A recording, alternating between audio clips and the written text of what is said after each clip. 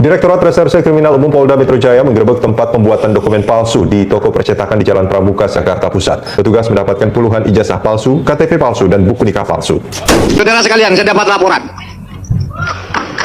Ada semacam operasi untuk menekan rektor-rektor lain yang belum menyatakan sikap dan akan membuat deklarasi sesudah UGM itu muncul, lalu bermunculan jadwal. Tetapi bersamaan dengan itu juga muncul sebuah operasi yang mendekati rektor-rektor yang belum mengemukakan pendapatnya, belum berkumpul untuk deklarasi. Mereka ini diminta untuk menyatakan sikap yang berbeda. Sikap yang berbeda didatangi mereka untuk menyatakan bahwa Presiden Jokowi baik, pemilu baik, penganaan Taufik terbaik, dan sebagainya. Lawan! Ya, lawan! Saudara, ada beberapa rektor perguruan tinggi yang kemudian membuat pernyataan seperti yang diminta oleh orang yang melakukan operasi itu. Tetapi ada rektor yang jelas-jelas menolak, yaitu Rektor Universitas Sugio Pranoto dari Semarang. Tetapi semakin ditekan perguruan tinggi, semakin menggelombang gerakan-gerakan. Terus. Publik kembali dikejutkan oleh sebuah pengakuan yang tak terduga. Di tengah meredupnya berbagai polemik lama, tiba-tiba muncul sosok yang mengaku sebagai pembuat ijazah palsu. Dalam pernyataan terbuka yang beredar luas di berbagai platform, pelaku secara gamblang membongkar praktik yang selama ini jarang tersentuh secara terang-terangan. Bukan sekedar klaim kosong, pelaku bahkan menjelaskan secara rinci bagaimana proses pembuatan ijazah tersebut dilakukan. Ia menyebut bahwa bahan yang digunakan bukanlah bahan sembarangan. Justru sebaliknya, bahan yang dipakai diklaim identik dengan yang digunakan oleh lembaga pendidikan resmi, mulai dari jenis kertas, tekstur, hingga teknik pencetakan yang sulit dibedakan oleh mata awam. Pengakuan ini sontak memicu gelombang reaksi dari publik. Banyak yang terkejut, tidak sedikit pula yang mulai mempertanyakan kembali berbagai dokumen yang selama ini dianggap sah tanpa pernah diuji secara mendalam. Di era di mana teknologi semakin canggih, batas antara yang asli dan yang palsu akan menjadi semakin tipis. Oke, jadi pembuatan ijazah itu dari sekolah dasar sampai tingkat perguruan tinggi. Perguruan tinggi. Bahan aslinya itu apa saja, Mas? Bahan aslinya itu kertas dari ini, Mbak, dari lembaga pendidikan terkait. Kertasnya langsung dari lembaga pendidikan terkait. Iya, dan kita nggak menyetok, kita pesan itu bila mana ada orderan masuk.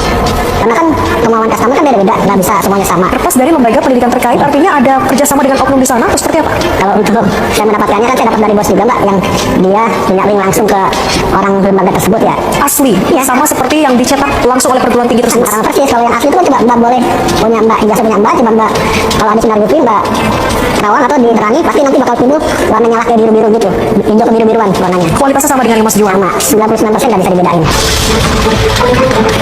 99% tidak bisa yang bisa ngebedain nomor induknya. Nomor induknya saja. Artinya ini kalau dimasukkan ke dalam laman resmi Kemdikti, Dikdasmen ini tidak bisa. Nggak bisa. Itu pasti nanti yang timbul namanya beda antara nomor NIK yang dimasukkan dan nama yang ada di ijazah aspal itu beda. Di titik inilah, perhatian publik kembali tertuju pada sejumlah isu lama yang sempat mengemuka, namun tak pernah benar-benar menemukan titik terang. Salah satunya adalah soal kejanggalan data administratif dalam dokumen pendidikan yang pernah beredar di ruang publik. Isu mengenai perbedaan nama pada nomor induk yang ketika ditelusuri justru mengarah pada nama yang berbeda kembali mencuat dan menjadi bahan perbincangan hangat.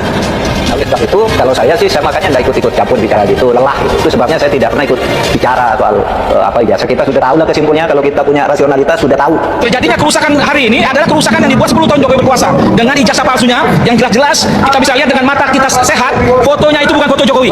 Kumisnya bukan Jokowi, mulutnya bukan Jokowi, telinganya bukan Jokowi. Itu foto orang lain yang dipakai oleh Jokowi. Dan pelakunya itu, kami menduga keras, Eko Sulistyo, mantan ketua KPUD Solo. Eko Panjul, kalau kawan-kawan aktivis bilang.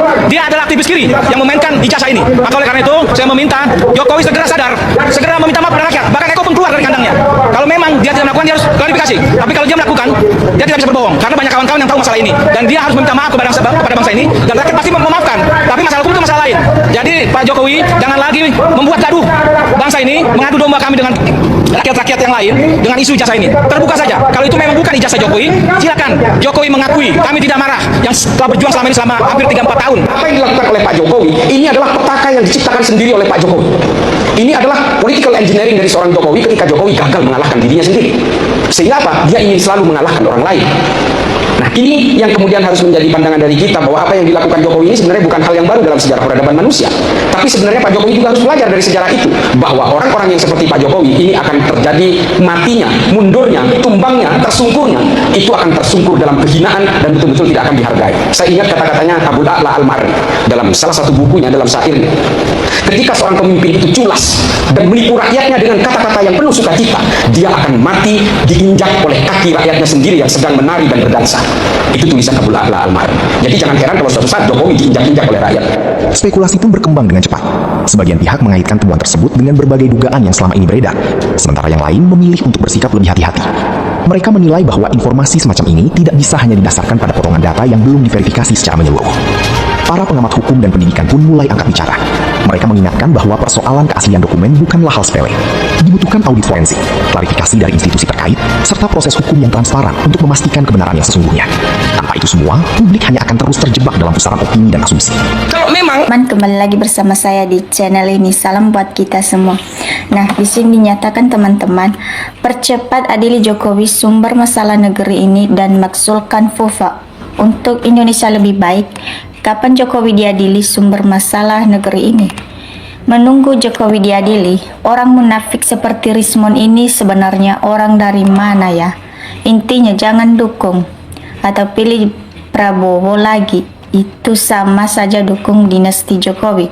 Tangkap Jokowi, penjarakan biar negeri ini tenang. Adili Jokowi dan Gibran satu-satunya solusi menghentikan kegaduhan dan kekacauan negeri ini. Termul otak ternak ini cari makan lewat memfitnah dan pembohong.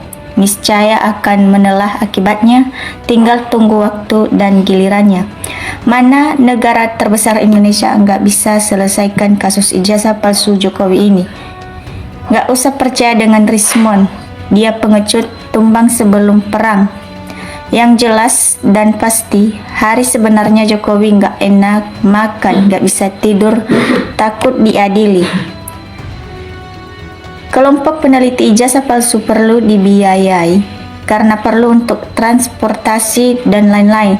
Asal tujuannya ijazah palsu Jokowi, anak dan bapak terbongkar karena selama ini rakyat dibohongi. Jenderal lapor Rismon biar dikandangin pengkhianat itu. Ijazah palsu Jokowi harus segera diadili, jangan berlarut-larut. Sudah nggak sabar pengen ngelihat Jokowi di penjara.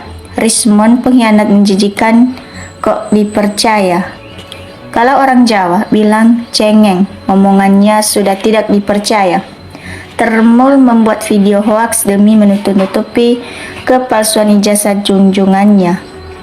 Ketidakjujuran si Jokowi soal ijazah palsu yang bikin kasus ijazah palsu tak kunjung selesai.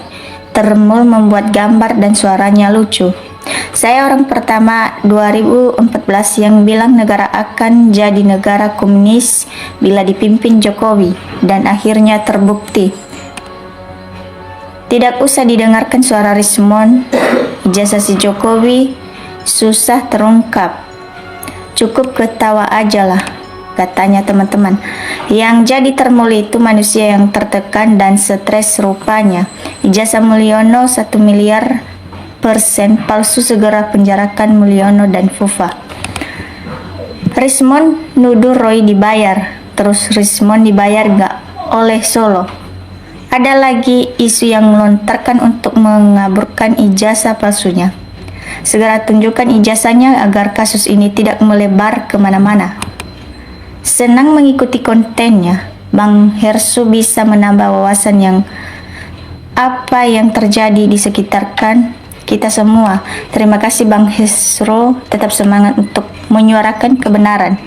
Pak Rismon sekarang jadi macan ompong yang garang menjadi ciut setelah dapat percel.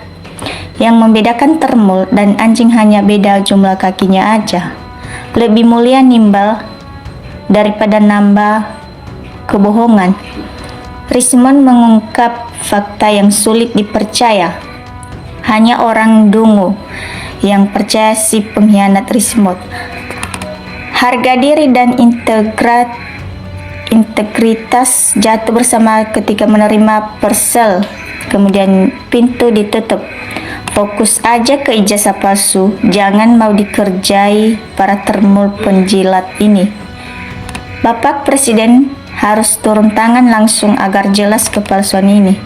Rismond pulang bawa persel. Semoga sehat selalu, Mas Hesro, dan tetap semangat. Jari sasaran polisi karena ucapan yang gak kasar terhadap jenderal polisi itu. Sehat selalu juga yang berakal sehat yang ada di sini. Semoga dalam lindungan Allah dan keberkahan Allah semua. Omongan Rismond percel omon-omon gak bisa dipercaya pengkhianat itu.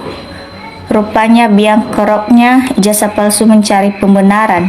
Sulit sekali untuk percaya apa yang diungkapkan Rismond Sianipar yang sang pengkhianat itu. LBP tidak pernah secara langsung menyatakan ijazah Jokowi asli, pertanda bahwa LBP tahu bahwa ijazah Jokowi memang palsu.